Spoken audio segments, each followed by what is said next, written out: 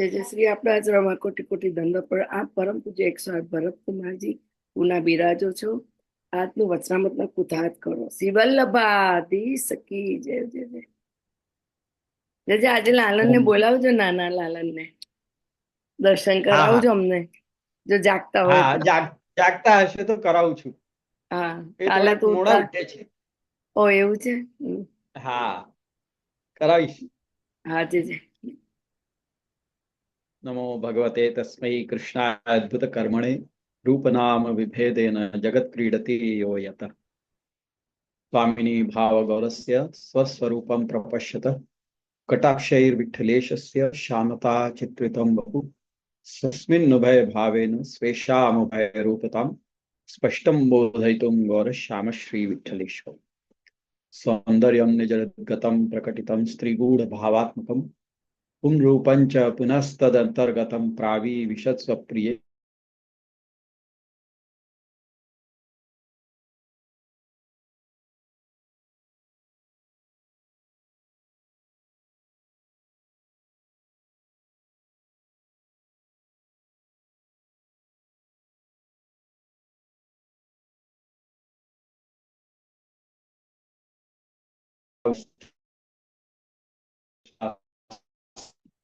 જે આપનું વાઈફાઈ નો પ્રોબ્લેમ છે કે આપણું એ નથી દેખાતું.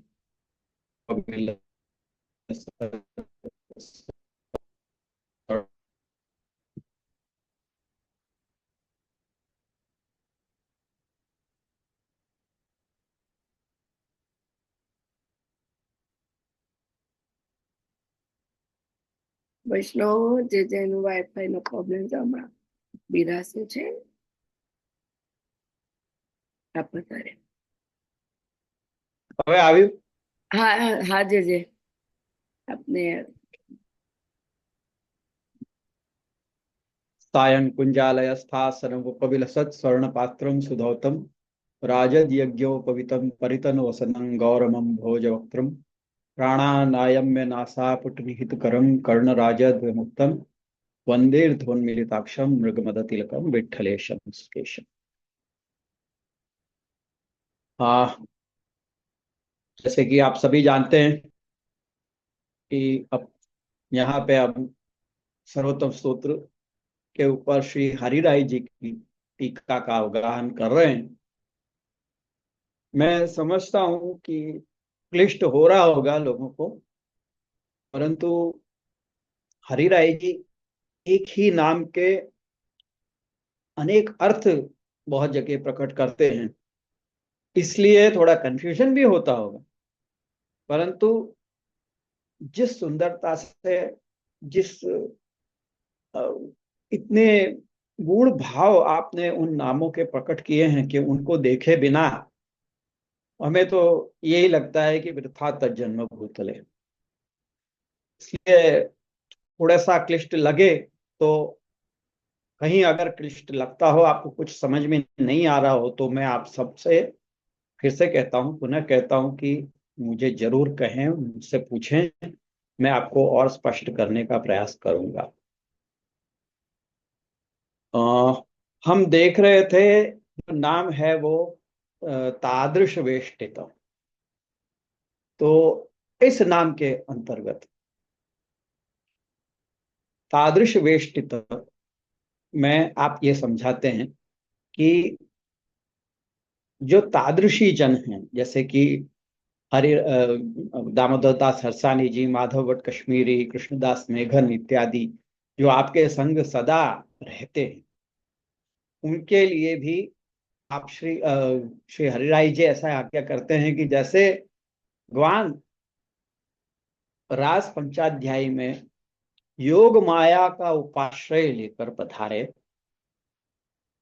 योग माया वो योग माया कि जो भक्तों को भगवान से मिलाती है, जो भक्त और भगवान के मध्य मध्यस्थी करती है। योग माया का वो कार्य यहां पर तादृशी वैष्णव अन्यों और आचार्य चरणों के मध्य वो निभाते हैं।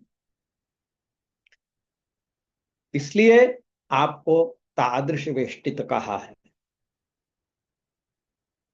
एक और अर्थ श्री हरिराय जी बता रहे हैं। तादृश वेष्टित कहने का एक अन्य तात्पर्य यह भी हो सकता है, बहुत ही सुंदर आपने ये यहाँ पे उपमा दी है। कहते हैं कि जिस प्रकार कोई बड़ा मणि अनेक छोटे छोटे मणियों के मध्य अधिक शोभा देता है।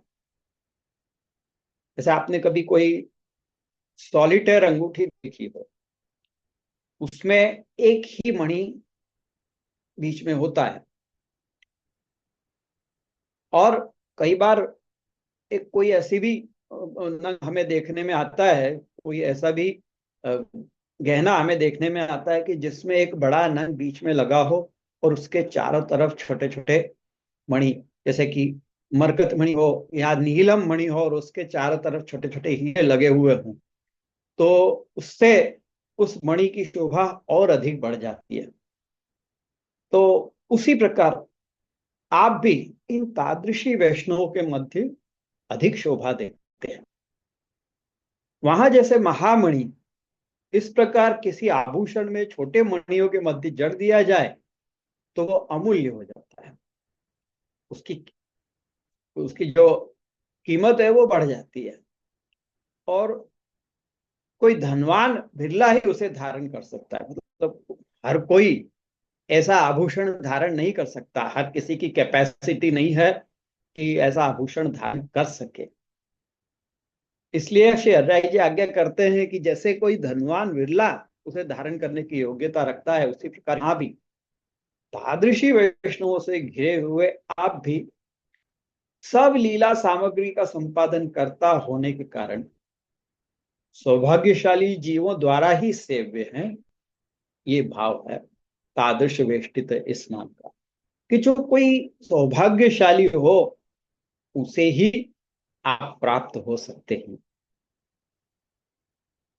तो ऐसी सुंदर उपमा देके श्री हरिराय जी उसी नाम को पुष्ट करने के लिए और अधिक पुष्ट करने के लिए अगला नाम कह रहे हैं, स्वदासार्थ कृताशेष साधन। यहां पे भी अनेक शब्दों को मिलाकर ये नाम बना है, स्व दास अर्थ कृत अशेष और साधन। इन सब का मिला जुला एक नाम बना है स्वदासार्थ कृताशेष साधन। स्व यानी निज, दास यानी भृत्य अपना सेवक, दासार्थ का अर्थ होता है सेवक के लिए,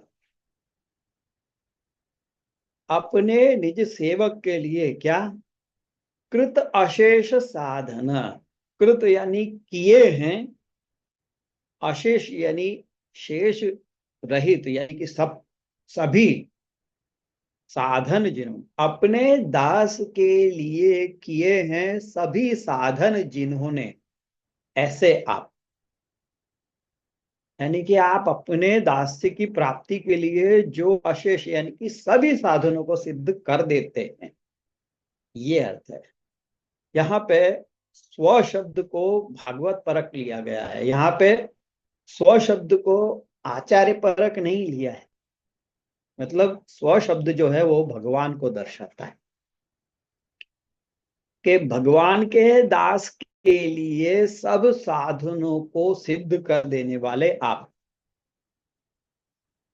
भगवान के दासत्व की प्राप्ति के लिए अथवा भगवत दासत्व के योग्य देह की प्राप्ति के लिए, यानी कि ऐसी देह प्राप्त हो कि जिससे भगवान का दासत्व मिले,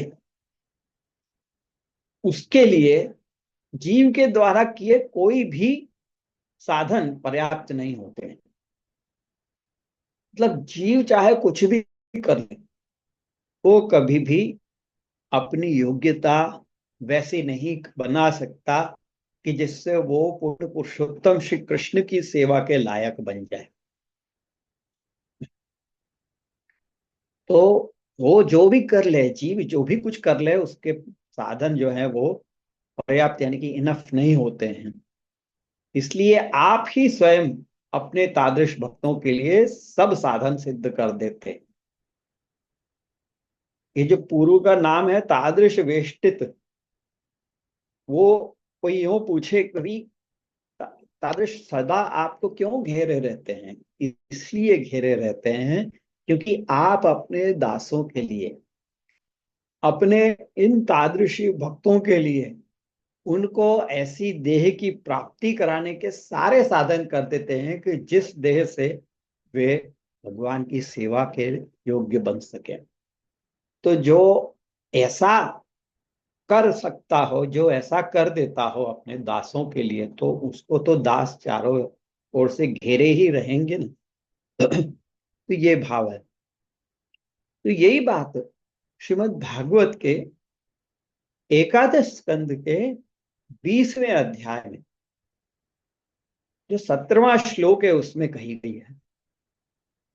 मैं श्लोक तो नहीं बताऊंगा कि उसका भाव समझाता हूं आपको कि ये मनुष्य, वो उसका भाव ये है कि ये मनुष्य देह रूपी नौका अति दुर्लभ है। संसार सागर को पार करने के लिए और यदि गुरु रूपी कर्णधार की शरण न ग्रहण की जाए तो ये आत्मा का हनन होगा। ये उस श्लोक का अर्थ है। अब मैं उसका मतलब शब्दार्थ है, मैं उसका भावार्थ आपको समझाता हूं कि वहां पे मनुष्य देह को एक नौका कहा गया है, एक बोट है। वो बोट कहाँ चलती है?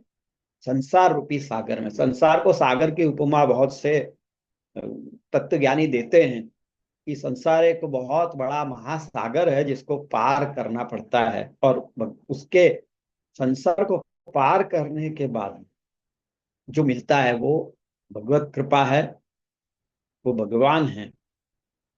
तो संसार सागर, ये जो अहमता ममता रूपी संसार का सागर है, उसको पार करने के लिए नौका तो चाहिए।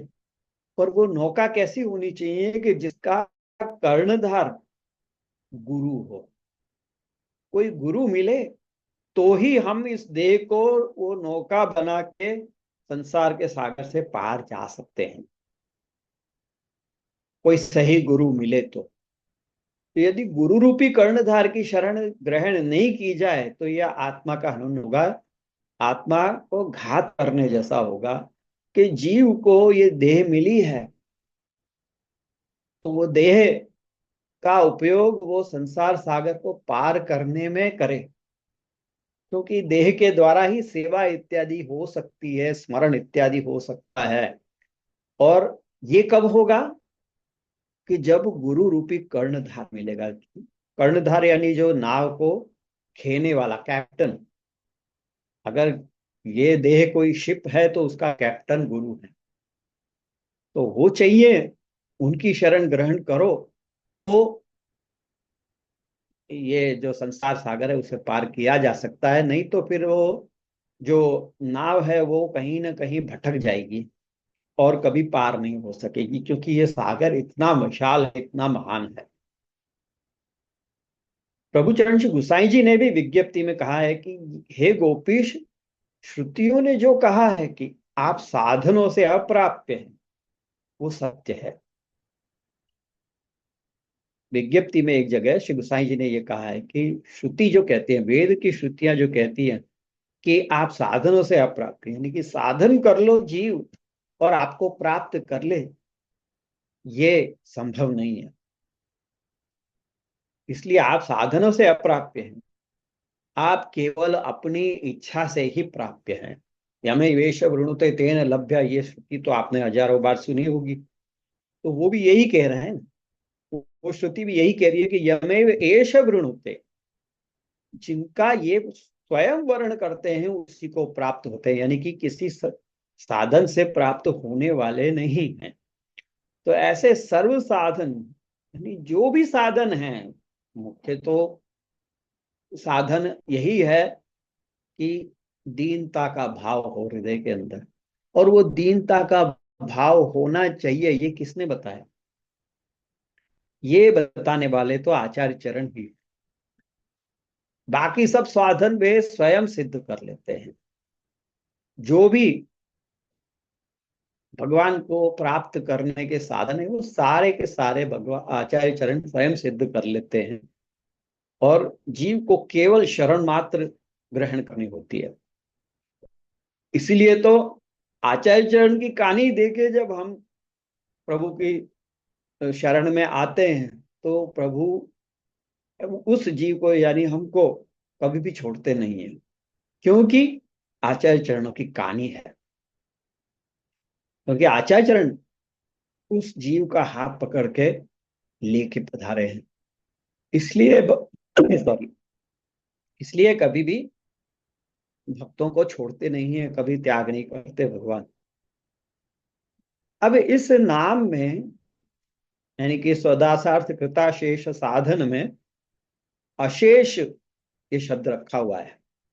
अशेष का अर्थ होता है सर्व साधन, जितने भी साधन हैं भगवत प्राप्ति के। तो ये सर्व साधन कहने का तात्पर्य यह है कि दासत्व की प्राप्ति के बाद साक्षात सेवोपयोगी यानी कि अलौकिक देह दासी भाव की प्राप्ति के लिए भी जो साधनों की अपेक्षा है, वो सर्व साधन भी आप ही सिद्ध करा देते हैं, ये भाव है। यानी कि दासत्व की प्राप्ति हो गई, शरण में आ गया, दासो हम कह के हम शरण में तो आ गए, लेकिन उसके बाद साक्षात सेवोपयोगी देह की प्राप्ति, ये जो तनु नवत्व है अथवा नव तनुत्व की प्राप्ति, कि जिससे अलौकिक देह दासी भाव की प्राप्ति हो, वो नेक्स्ट स्टेज है। एक बार आप शरण में आ गए, उसके बाद सेवा फल के रूप में जो बताया गया है वो है अलौकिक देह की प्राप्ति। साक्षात सेवोपयोगी देह हुआ वैकुंठ आदिशु, ऐसा सेवा फल में आचार्य चरणों ने आज्ञा दी है। तो उस सेवोपयोगी देह की प्राप्ति के लिए जो भी साधन की अपेक्षा है, वो सब साधन भी आप ही सिद्ध करा देते हैं, आपकी ही कृपा से आप ही सिद्ध कराते हैं।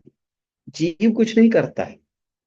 जीव जो करता है वो केवल श्रद्धा पूर्वक शरण में आता है और आज्ञा पालन करता है। हाँ, यदि आज्ञा पालन न करो तो अवश्य भटक सकते हो। तो फिर तुम्हें अपने साधन स्वयं करने पड़ेंगे, भले दासत्व की प्राप्ति हो गई तब भी। आज्ञा पालन जो भी आचार्य चरणों ने आज्ञा करी है ब्रह्म संबंधी जीव के लिए, वो सब आज्ञाओं का पालन करना, और जो जो भी आज्ञा करी उसका बिना किसी ना नुकर के उस आज्ञा का पालन करना, बस यही दास का धर्म है। सेवकस्य तु धर्मोऽयं स्वामी स्वस्य करिष्यति, जो हमारे स्वामी ने आज्ञा कर दी है उसको करना ही सेवक का धर्म है। ये आचार्य चरणों ने अंतःकरण प्रबोध ग्रंथ में आज्ञा करी। तो वही सब, क्योंकि हम केवल आज्ञा पालन करें, बाकी सब साधन जो भी करने होंगे, कि हृदय में दीनता का भाव आना, सर्व समर्पण का भाव आना, प्रभु की प्रसन्नता, ये सब कुछ आचार्य चरणों की कृपा से हो जाता है। तो यानी सब साधन जो हैं वो आप ही करके दे रहे हैं। अपने जो दास हैं उनको भगवत प्राप्ति कराने के लिए भक्ति आदि सर्व साधनों को कराने वाले आप हैं, ये अर्थ है। तो इसका अर्थ ये हुआ कि उन भक्तों के द्वारा किसी साधन की अपेक्षा भगवान नहीं करते हैं, और बिना किसी साधन की अपेक्षा रखे हुए केवल आचार्य चरणों द्वारा अंगीकार मात्र से उन पर भगवान कृपा करते हैं। तो वार्ता प्रसंग में देखो तो पद्मनाभ दास के पास कुछ भी भोग धरने के लिए नहीं था, केवल छोले थे। वो भी आचार्य चरणों की कहानी देने पर सहर्ष भगवान ने स्वीकार कर ली। यानी उसको और कोई साधन, पद्मनाभ दास जी को और कोई साधन करने की आवश्यकता नहीं रही। अष्टयाम सेवा की या अन्य जो भी आज्ञा करी गई है कि सब समर्पित करके और प्रभु के लायक सब सिद्ध करनी सामग्री इत्यादि, ये सब कुछ भी करने की आवश्यकता नहीं रही। तो शर्त क्या थी कि आचार्य चरणों की आज्ञा का पालन, बस आज्ञा पालन की तत्परता भी बस है, पालन भी आचार्य चरणों की कृपा से हो जाएगा। अपनी तत्परता, अपनी तैयारी होनी चाहिए, बस यही शर्त है। पद्मनाभ दास जी की भी वही तत्परता थी, आज्ञा करी है तो करना है। नवरत्न ग्रंथ के 5वें श्लोक के विवरण में श्री गुसाई जी आज्ञा करते हैं कि जीव को ये चिंता नहीं करनी चाहिए कि मेरा निवेदन भगवान ने स्वीकार किया है या नहीं, क्योंकि ये निवेदन तो पुरुषोत्तम को किया गया है, न कि कोई विभूति को। कई बार ऐसा प्रश्न पूछते हैं हमसे कि हमें कैसे पता चले कि प्रभु ने हमारी सेवा स्वीकार की है, इसकी क्या टेस्टिमनी है? प्रभु खेले, प्रभु आरोगे, प्रभु ने सेवा स्वीकार की, ये कैसे पता चले? तो भाई मैं हमसे कहता हूं कि ये पता हमको चलाने की जरूरत ही क्यों है, यानी कि हमको अपेक्षा हुई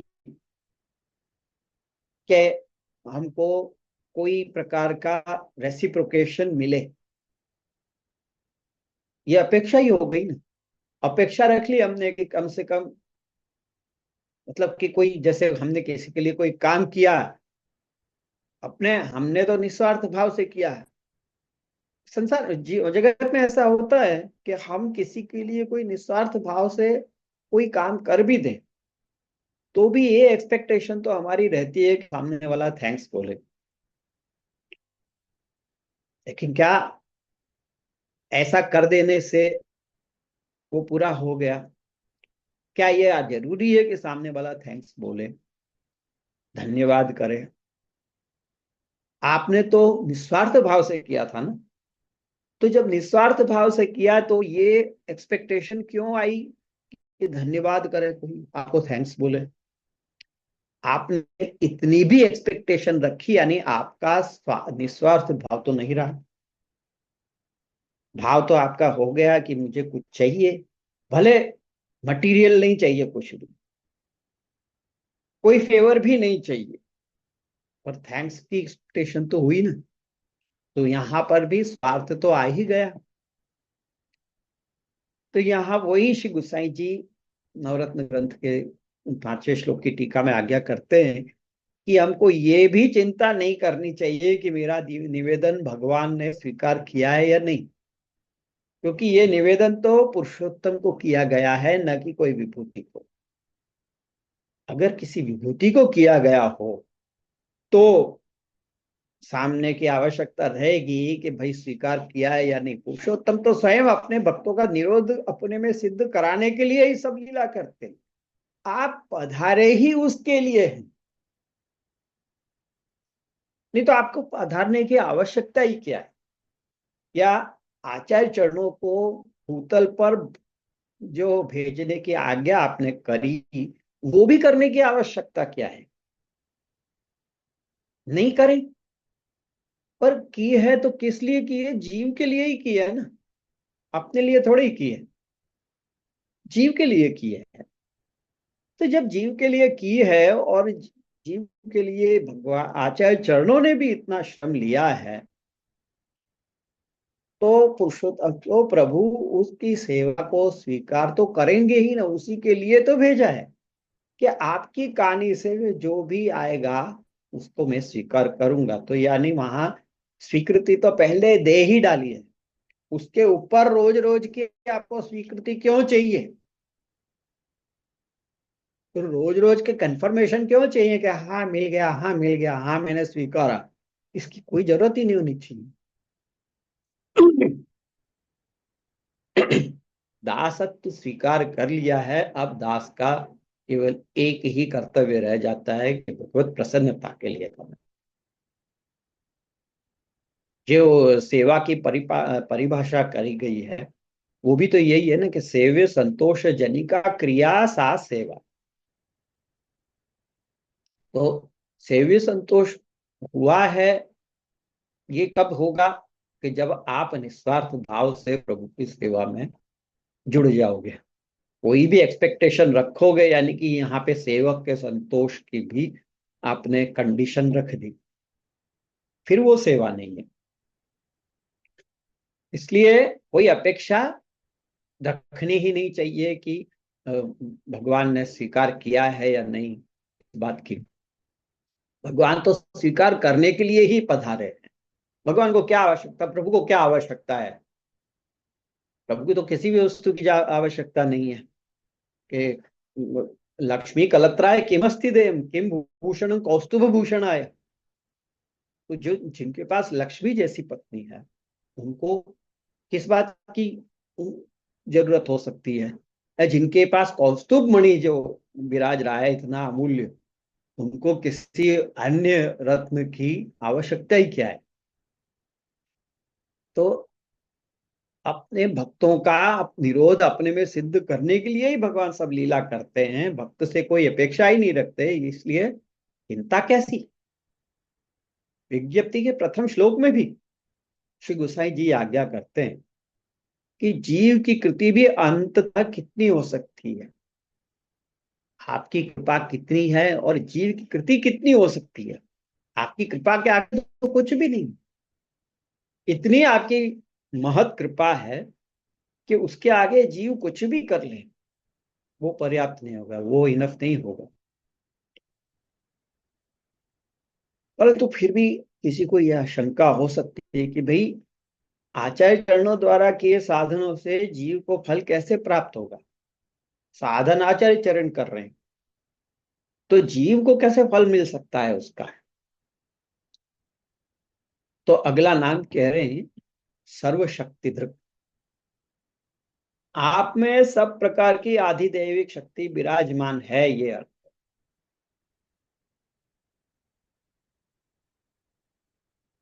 आप सब कुछ करने में समर्थ हैं, इसीलिए तो आप ईश्वर हैं।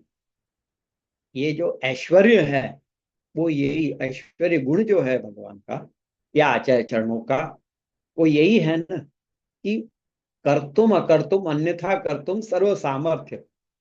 यही तो ऐश्वर्य गुण की परिभाषा है, लक्षण है। तो आचार्य चरण सब कुछ करने में समर्थ हैं, प्रभु सर्व समर्थ होगी। तो आधिदैविक शक्ति आप में हर प्रकार की विराजमान है, ये अर्थ है। और ऐसा होने के कारण आपके अंश जो जीव हैं, वो आपके द्वारा किए गए साधनों से फल को प्राप्त कर लेते हैं। इसमें कुछ भी अनुपपन्न नहीं, इसमें कोई भी अनजस्टिफिकेशन नहीं है, अनजस्टिफाइड कुछ भी नहीं है।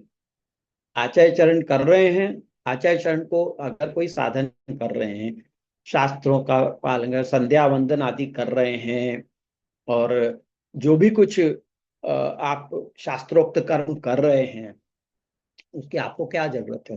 वो अपने लिए नहीं कर रहे हैं, अपने भक्तों के लिए कर रहे हैं। और भक्तों को केवल यही आज्ञा है कि भगवत सेवा पे ध्यान दो। भगवत सेवा से समय मिले तो फिर कुछ अन्य करो, वो भी कुछ अन्य यानी क्या, जो वेद आज्ञा है, जो शास्त्राज्ञा है, वो वो करनी हो तो वो केवल भगवत सेवा से समय मिलने पे।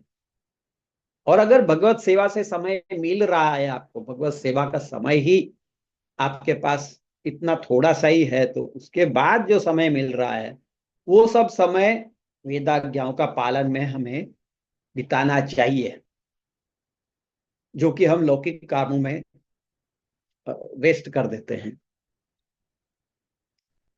इसलिए आचार्य चरणों के ऊपर, उनके सामर्थ्य पे भरोसा रख के हमें करना चाहिए कि हम केवल भगवत सेवा ही करें, अन्य कुछ ना करें। इसलिए तो आपने आज्ञा करी है कि अव्यावृतो भजेत कृष्णम पूजया श्रवण आदि भी। सेवा के समय में सेवा और अनवसर में स्मरण आदि करना, श्रवण आदि करना, बाकी सब करने में आप स्वयं समर्थ हैं। अपने अंश रूप जीवों के लिए सब साधन करना युक्त योग्य ही है। अपने अंश रूप जीव आचार्य चरणों के ही तो अंश हैं जीव भी। और मुख्यतः जो पुष्टि जीव हैं, पुष्टि कायेन निश्चय, ये पुष्टि जीव की परिभाषा बताई है कि अपनी काया से प्रकट किए हैं। तो जो अपने अंश रूप जीव है उनके लिए स्वयं साधन करना, ये तो कंप्लीटली जस्टिफाइड बात है। ऐसा नहीं होता तो आपके दास ही न होते। जैसे कि स्मृति ग्रंथों में कहा है, यो यद अंश सतम भजेत, अर्थात जो जिसका अंश हो उसको वो भजे। इसका अर्थ तो यही हुआ कि जो जीव आपको भजते हैं वो स्वाभाविक रूप से आपके अंश हुए। आपको जो आपका जो भजन करते हैं वो बाय डिफॉल्ट वो आपके अंश हुए। और अंशी का अपने अंश के लिए साधन करना योग्य ही है। आचार्य चरण भी वही कर रहे हैं जो भगवान ने, जो प्रभु ने ब्रज भक्तों के लिए किया, कि जो सर्व रूप से मेरे ही शरण में आए हुए हैं, जो मेरा ही शरण रखे हुए हैं और किसी अन्य का शरण ग्रहण नहीं करते, उनके लिए सब कुछ करना ये मेरा अपना प्रण है। ऐसा भगवान ने गोवर्धन के लीला के समय कहा, आज्ञा करी है उसने। श्रीमद् भागवत में आज्ञा है ऐसे दशम स्कंद के अंदर, कि जो सब कुछ त्याग के, अन्य सब कुछ त्याग के मेरी ही, तस्मान मत शरणम गोष्ठम मन्नाथम मत परिग्रहम गोपाय स्वात्म योगेन सोयम में बताहित। ये मेरा व्रत है कि जो सब कुछ त्याग करके मेरे ही शरण में आए हैं, मेरा ही परिग्रहण कर रहे हैं, उनके लिए, उनकी रक्षा के लिए सब कुछ करना, ये मेरा व्रत है। तो और भगवान कैसे हैं? सत्य व्रत है। उसी तरह आचार्य चरण भी सत्य व्रत है। इसलिए आप सर्वशक्ति धृक हैं। आप में सब सामर्थ्य है अपने जीवों के लिए कर पाने का। और वो, आप जो भी कर्म करें, आप जो भी क्रिया करें, वो सारी भक्तों के लिए ही करते हैं। अरे भूतल पे पधारे ही भक्तों के लिए हैं, अपने लिए थोड़ी पधारे हैं। तो आप सर्वशक्ति धृक हैं इसीलिए तो अब इसके बाद के नाम ऐसे भक्तों को फल रूप भक्ति की प्राप्ति का साधन बताते हैं कि उनको क्या करना चाहिए कि जिससे फल रूप भक्ति मिले। पहले अभी तो साधन रूप भक्ति कर रहे हैं। जैसे ही शरण में आए उसके बाद जो करते हैं क्रिया, जो सेवा करते हैं, वो है साधन रूप। अब फल रूप भक्ति की प्राप्ति का साधन वो क्या कर रहे हैं, वो बता रहे हैं। वो कैसे आपने उनको फल रूप की भक्ति प्राप्ति हो उसके लिए क्या साधन किया आपने, तो वो बता रहे हैं अगले नाम में। भुवि भक्ति प्रचारिक कृते स्वान्वय कृत। भुवि यानी कि भूमि में, भूमि पर, भक्ति प्रचारिक कृते, केवल भक्ति के प्रचार के लिए ही, भक्ति प्रचारिक कृते यानी कि एकमात्र भक्ति के ही प्रचार के लिए, स्व अन्वयकृत यानी अपना अन्वय करने वाले, अपना परिवार करने वाले। एक साधारण शब्द में यदि मैं समझाऊं इस नाम को, तो वो यही होगा कि भक्ति का प्रचार भूमि पर करने के लिए अपने परिवार को बढ़ाया आपने। स्व अन्वयकृत अर्थात भूतल पर भक्ति के प्रचार मात्र के लिए अपना अन्वय वंश करने वाले ऐसे आचार्य चरणों द्वारा अपना वंश विस्तार करने का एकमात्र भक्ति का प्रचार करना ही मुख्य प्रयोजन है। आपने जो अपना वंश विस्तार किया है उसका एकमात्र ये मतलब ये कभी भी नहीं है जो साधारण जीवों का होता है कि अपना वंश बढ़ा के और अपनी सदगति करवाने की हो। ऐसी कोई मंशा, ऐसी कोई इच्छा आपने वंश विस्तार नहीं किया है। वंश विस्तार केवल और केवल भक्ति का प्रचार करने के लिए, क्योंकि आप जब तक भूतल पर विराज रहे हैं तब तक तो आप कर ही रहे हैं भक्ति का प्रचार। आपके भूतल से पधार जाने के पश्चात भूतल पर भक्ति का प्रचार बना रहे, उसके लिए आपने अपना वंश विस्तार किया है। इसका अर्थ ये हुआ कि आपके वंश के बिना भूतल पर भक्ति का प्रचार संभव नहीं, और यदि प्रचार न हुआ तो भगवान के मनोभिलषित प्रकार से रस सिद्धि और भगवान के अपने भक्तों से दूर रहने से उत्पन्न ताप की निवृत्ति का जो आपके प्राकट्य का प्रयोजन है, वो सिद्ध नहीं होगा। आपके प्राकट्य का प्रयोजन क्या है कि भगवान के, जो भगवान की इच्छा है कि अपना स्वानंद का दान अपने भक्तों में करें, अपने जो पुष्टि भक्त हैं उनमें अपने स्वरूपानंद का दान करना, ये भगवान का मन के अभिलाषा है, भगवान का मनोरथ है ये। तो उस प्रकार से रस सिद्धि यानी भक्ति की उस स्थिति पर पहुंचना कि जहां भगवान के स्वरूपानंद का पान भक्त कर सके, और भगवान के अपने भक्तों से दूर रहने से जो ताप होता है भगवान को, ऐसा नहीं है कि केवल भक्तों को भगवान से दूर रहने का ताप होता है, भगवान भी भक्त से दूर होकर ताप का अनुभव करते हैं। कुछ पद है ना, उधो मोहे ब्रज विसरत नाहि। उद्धव जी को भगवान ने क्यों भेजा ब्रज भूमि पर? आपने द्वारका पधारने के पश्चात उद्धव जी को क्यों भेजा? क्योंकि आपको भी ब्रज भक्तों का ताप हो रहा है। तो वो ताप की निवृत्ति जो करना ही आपके प्राकट्य का प्रयोजन, आचार्य चरणों के प्राकट्य का प्रयोजन है। तो ऐसे तो आपका प्राकट्य ही व्यर्थ हो जाएगा अगर वंश विस्तार नहीं करेंगे तो, क्योंकि तब तक तो है ही, लेकिन उसके बाद जो योग्य जीव हैं, जब आपके आप भूतल पर नहीं विराज रहे हैं, आचार्य चरण जब भूतल पर नहीं विराज रहे हों, तब जो सेवा के योग्य अधिकारी जीव हैं उनको कैसे भगवत की प्राप्ति होगी? तो वो प्रयोजन से आपने अपना वंश विस्तार किया, ये अर्थ है।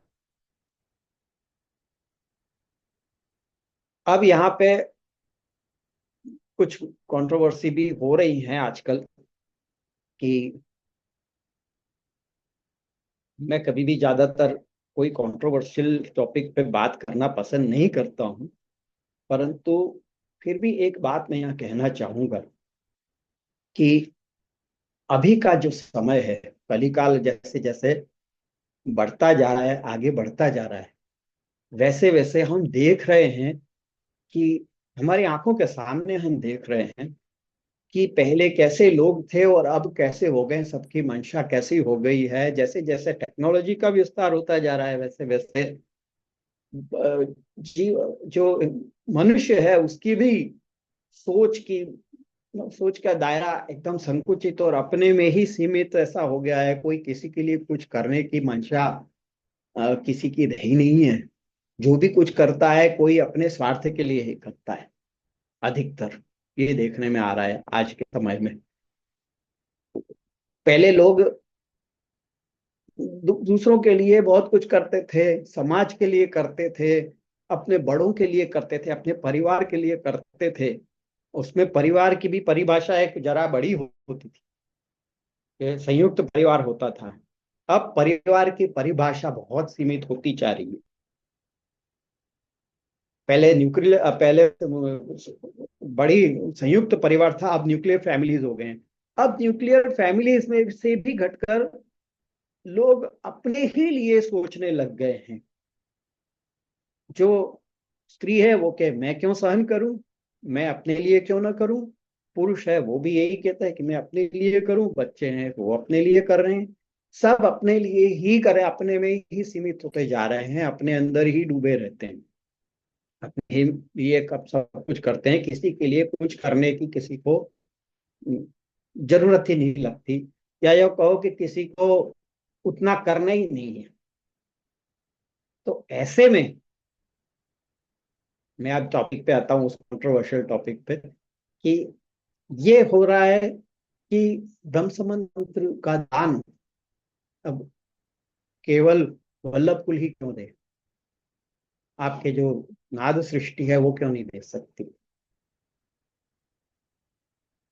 उसके लिए कारण ये बता रहे हैं कि वल्लभ कुल में भी कितने कितने दोष आप देखने में आ रहे हैं, ये वो। मैं वो सबके लिए कोई सफाई वगैरह कुछ देने के लिए नहीं आया हूँ। मैं बात निकली है तो मैं खाली ये सिर्फ इतना कहना चाह रहा हूँ कि जब वल्लभ कुल में भी आपको सो कॉल्ड दोष दिखाई दे रहे हैं, तो क्या गारंटी है कि जो नाद सृष्टि है उसमें वो दोष नहीं आए होंगे? और क्या वो स्वार्थ के लिए ये जो नई परिपाटी उसको नहीं कर रहे होंगे या करेंगे? जब किसी को दूसरे के लिए करने की अब रही नहीं गई है और आगे भी और घोर कलिकाल आने वाला है, कोई किसी के लिए कुछ करने वाला है नहीं, ऐसे में आपको लगता है कि जो परंपरा से जो चला आ रहा है, जिनके जीन्स में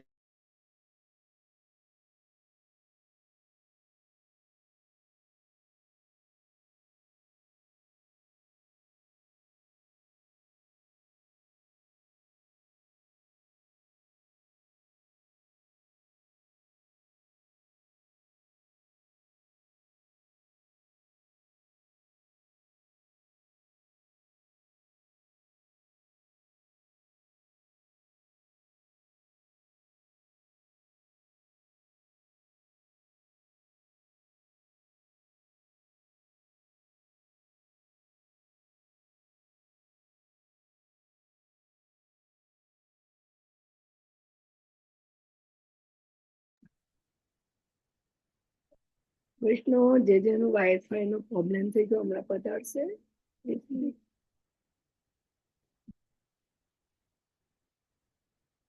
હા જે.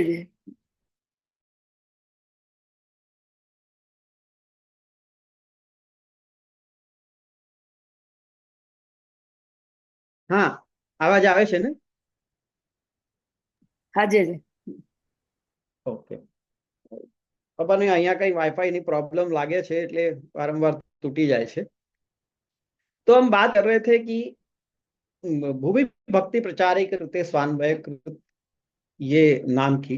और उसमें मैंने आज के जो जो अभी चल रहा है उसके लिए एक थोड़ा सा मेरा अपना मंतव्य मैंने यहाँ पे प्रस्तुत किया। ये केवल मेरा अपना मंतव्य है, उसके अलग कोई अपने अलग तरह से विचारता हो तो वो उनके लिए है।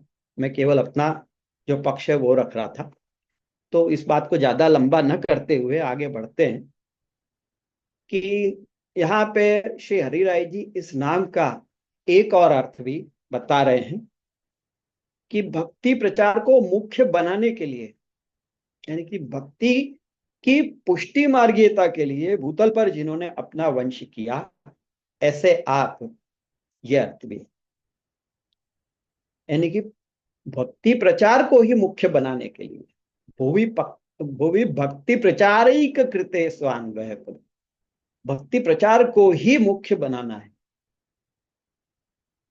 वही मेन प्रयोजन है कि जिसके उसकी पुष्टि मार्गीयता के लिए, भक्ति की पुष्टि मार्गीयता के लिए भूतल पर जिन्होंने अपना वंश किया, ऐसे आप, ये अर्थ भी हो सकता है इस नाम का।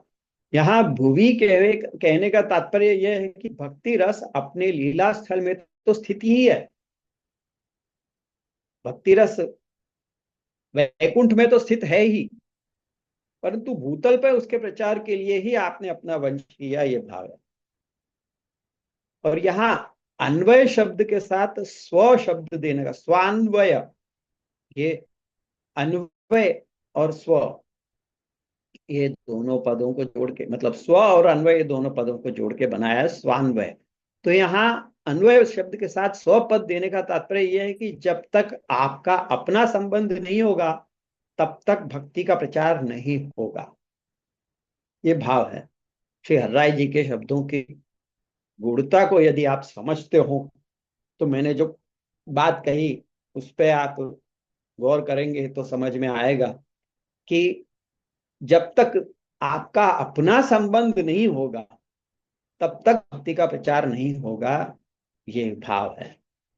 इससे ये भी सूचित होता है कि जिस योग्य प्रकार से प्रचार होना चाहिए वैसा होने के लिए आप वंश विस्तार करते हैं। किंतु अन्वय तो अनेक प्रकार से होता है। वही बात आ गई कि यहाँ शंका ये होती है कि अन्वय तो अनेक प्रकार से होता है, जैसे कि कहीं शिष्य रूप से भी अन्वय माना गया है। कहते हैं ना कि नाद सृष्टि, बिंदु सृष्टि और नाद सृष्टि दो प्रकार की सृष्टि है, तो नाद सृष्टि से क्यों नहीं? शिष्य रूप से बहुत से परम संप्रदायों में ये परंपरा भी चल ही रही है, शिष्य परंपरा भी चल रही है। केवल एक वल्लभ संप्रदाय ही है कि जहाँ पे वंश परंपरा चल रही है, बाकी शिष्य परंपरा भी चलती ही है, तो वो भी तो अन्वय है। तो यहाँ किस प्रकार से हो रहा है, ऐसी शंका हो कि यहाँ कैसे माना जा रहा है? तो जो उसका जवाब स्वयं श्री गोसाई जी अगले नाम में दे देते हैं कि पिता। पिता यानी कि आप औरस पिता हैं। कौशिक के उपनिषद में एक स्थल पे कहा गया है कि आत्मा वही पुत्र नामासी, अर्थात पिता ही अपने पुत्र के रूप में पुनः आता है। इस नाम को कहने से यहाँ इसी के अनुसार आपका पितृत्व सूचित किया गया है, यानी कि आपको पिता कहा है, तो वो इसी कौशिक की उपनिषद के जो वाक्य है कि आत्मा वही पुत्र नामासी, उसी के अनुसार आपका पितृत्व कहा गया, आप उसी के अनुसार पिता हैं। अपने वंश द्वारा ही तदीय जनों में रस पोषण के लिए आप पिता हुए हैं, ये भाव है। तो वो उत्तर तो हमको यही मिल जाता है, क्योंकि बहुत से लोग यही कह रहे हैं कि कौन से टीकाकार कहाँ लिखा है कि केवल वल्लभ कुल ही कर सकते हैं ये। अरे मैं कहता हूं कि आज के समय में ऐसे हो गया है कि अधिकार कम होते जा रहे हैं और ब्रह्म संबंध सब देने के, सब प्राप्त करने के अधिकारी भी नहीं है। उनको ही कम करने की जहां आवश्यकता है, वहां पे हम ब्रह्म संबंध देने वालों की एलिजिबिलिटी बढ़ाते जा रहे हैं। उसका क्या अर्थ है? जब अधिकारी ही कम हो गए हैं तो देने वालों के एलिजिबिलिटी को बढ़ाने से क्या मिल जाए? चलो, वो बात तो हो गई, आगे बढ़ते हैं, क्योंकि ये तो विवाद का टॉपिक है, उसको हम यहाँ पे ज्यादा तूल नहीं देते। तो शंका ये होती है कि यदि ऐसा है तो उतना ही रस पोषण और भक्ति विस्तार होगा, अधिक नहीं। कि जितना है उतना, कि भाई उतना ही रस पोषण और भक्ति विस्तार होगा, ज्यादा नहीं होगा। तो ऐसी शंका को मिटाने के लिए अगला नाम कहते हैं स्ववंशे स्थापिता शेष स्वमाहात्म्य, यानी कि जिन्होंने अपने वंश में अपना आशीष संपूर्ण महात्म्य स्थापित किया है, ऐसे आप।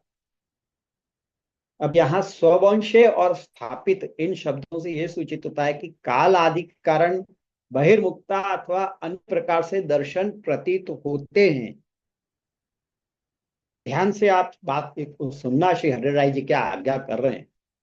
आप आज्ञा कर रहे हैं कि स्ववंशे और स्थापित, ये दो शब्द जो इस नाम में दिए हैं, उन शब्दों से यह सूचित होता है कि काल के कारण, समय के कारण, जैसे जैसे समय बढ़ता जा रहा है, काल के कारण बहिर्मुक्ता अथवा अन्य प्रकार से दर्शन जो प्रतीत हो रहे हैं, जो दिखाई दे रहे हैं, वो तब भी कभी अन्यथा नहीं होंगे। श्री हरराय जी को तो ये विश्वास है, आपको विश्वास है या नहीं क्या मालूम, पर श्री हरराय जी को तो विश्वास है कि वल्लभ कुल, वल्लभ के जिन जो अंश हैं, उनमें बहिर्मुक्ता आदि जो अन्य प्रकार से दिखाई देते भी हों तो भी वो अन्यथा कभी नहीं होंगे। जिस प्रकार कभी शिला आदि की बनी हुई मूर्तियों में महापुरुषों द्वारा भगवत सानिध्य स्थापित किया गया हो, तो ऐसी मूर्तियों में से भगवत सानिध्य कभी जाता नहीं। यानी कि जैसे श्रीनाथ जी का स्वरूप है, उनको पधराया किसने, प्रकट किसने किया? महाप्रभु जी ने। आपने पाठ पधराए हैं, तो यानी आपके द्वारा भगवत सानिध्य वहां पे स्थापित हुआ है। तो ऐसी मूर्तियों में से भगवत सानिध्य कभी जाता नहीं। यहाँ तो साक्षात प्रभु द्वारा स्थापित महात्म्य होते होने से वो कैसे जाता रहेगा, जब मूर्ति में से नहीं जाता। ये केवल पुष्टि मार्ग की बात नहीं है, श्रीनाथ जी की बात नहीं है, अन्य भी मर्यादा मार्ग में भी ये है, बात है कि कोई महापुरुष द्वारा, कोई बड़े ऋषि मुनि या कोई बड़े आचार्य द्वारा जब प्राण प्रतिष्ठा की जाती है, तो उसमें से फिर भगवत सानिध्य कभी जाता नहीं है। तो प्रभु द्वारा साक्षात स्थापित महात्म्य होने से वो कैसे जाता रहेगा, कभी नहीं जाएगा, ये अर्थ है।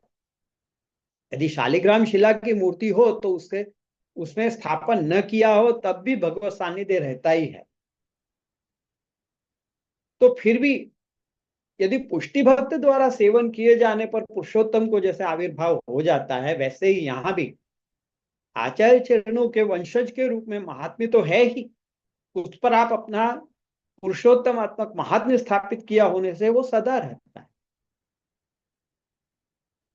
इसका अर्थ बिल्कुल ये नहीं समझना चाहिए कि मैं ये सिद्ध करना चाह रहा हूं कि हम सब पुरुषोत्तम हैं, ये मैं नहीं कह रहा हूं। और नहीं मैं आपको ये कहने के लिए मजबूर कर रहा हूं, या आपको ये कहने के लिए मैं जबरदस्ती करवा रहा हूं।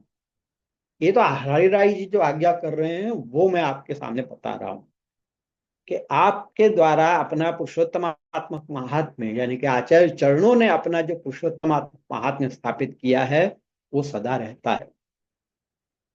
अशेष शब्द का भाव यह है कि आपके द्वारा निवेदन के पश्चात सभी को एवं स्वयं को भी भगवत लीलात्मक स्वरूप आदि का साक्षात्कार होता है। अशेष यानी कि संपूर्ण, उसका भाव ये बता रहे हैं कि आपके द्वारा यानी कि आचार्य चरण के द्वारा जब निवेदन किया गया हो तो उसके बाद स्वयं को और सभी को भगवत लीलात्मक स्वरूप आदि का साक्षात्कार होता है। नाम में आए वंश शब्द का किसी व्याख्याता ने ऐसा अर्थ किया है कि इस शब्द का पुत्र परक अर्थ है, परंतु मुझे लगता है कि व्याख्याता, ये हरिराय जी के शब्द हैं, मेरे नहीं, कि व्याख्याता को शब्द का वास्तविक बोध नहीं हो पाया है, क्योंकि वंश तो पुत्री से भी होता है, परंतु यहाँ इस नाम से वंश शब्द से पुत्र का ही भाव लिया जाना चाहिए। श्री हरिराय जी ऐसी आज्ञा कर रहे हैं। अब शंका ये होती है कि इस प्रकार अपने वंश में अपना आत्म स्थापित करने का क्या प्रयोजन है। उसके लिए अगला नाम कह रहे हैं स्मयापह। स्मय अर्थात गर्व का अपहर, यानी कि दूर करने वाले, गर्व को दूर करने वाले, स्मयापह ऐसे आप हैं। यदि आप अपना महात्म्य अपने वंश में स्थापित न करते और अपनी कृपा द्वारा ही जीव पे भगवत भाव स्थापित कर देते, तो जीव में गर्व का भाव आ सकता था कि मेरी अपनी कृति से मुझे ये भाव सिद्ध हुआ है, ऐसा न हो इसके लिए आपने ऐसा किया। मतलब गर्व को दूर रखने के लिए आपने ऐसा किया कि अपना महात्म्य अपने वंश में स्थापित किया। अगर जीव में रख देते तो जीव में ये भाव, यानी कि अपने वंश से छोड़कर अपने समझो नाद सृष्टि में रख देते, तो वहां गर्व का भाव आ सकता था कि मेरी अपनी कृति से मुझे ये भाव सिद्ध हुआ है। आप कृष्णदास अधिकारी की वार्ता को देख लो ना, वहां पे भले हम ये कहते हैं कि वहां लीला, वार्ता जी में भी कहा है कि वहां का तो लीला का संबंध है, ललिता जी का स्वरूप है वगैरह वगैरह, वो सब बातें वार्ता जी में भी कही है, भाव प्रकाश में बताया गया है। परंतु फिर भी गोसाई जी के प्रति कृष्णदास अधिकारी का अपराध तो हुआ ही है, इस बात से तो कोई मना नहीं कर सकता। तो जब कृष्णदास अधिकारी जैसे ऐसे हो सकते हैं, तो फिर साधारण जीव क्यों नहीं हो सकता? ऐसे बहुत से किस्से हमारे देखने में आ रहे हैं वर्तमान में भी, कि जहाँ जीव जो साधारण वैष्णव जो हैं, वो अपने आप को इतना ज्यादा ज्ञानी मान लेते हैं कि वो समझते हैं कि हम किसी को भी कुछ भी कह सकते हैं। ये तो पुष्टि मार्ग का स्वरूप नहीं है। ये तो दीनता का कोई भाव यहाँ पे दिखता नहीं है। अथवा दूसरा एक अर्थ स्मयापह का श्री हरिराय जी आज्ञा कर रहे हैं कि स्मय का एक और अर्थ होता है आश्चर्य, विस्मय। तो विस्मय के अर्थ में लेने से उसका अपहार करने वाले आप हैं, ये अर्थ बनेगा, यानी कि विस्मय को दूर करने वाले। जीव में ये भगवत भाव अपने आप ही कैसे स्फुरित हुआ, ऐसा किसी को विस्मय हो, तो उसे दूर करने के लिए आपने अपने वंश में अपना महात्म्य स्थापित किया। ये भाव कि अपने आप कैसे जीव के अंदर ये भाव उत्पन्न हो गया, तो उसको दूर करने के लिए वंश में, अपने वंश में अपना महात्म्य स्थापित किया, ये भाव है।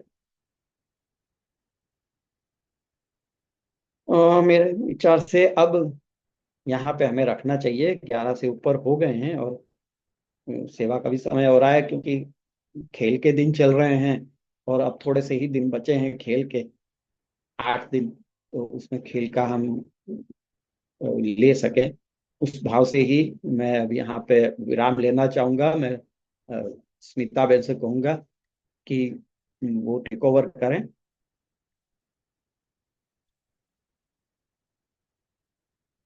स्मिता बेन।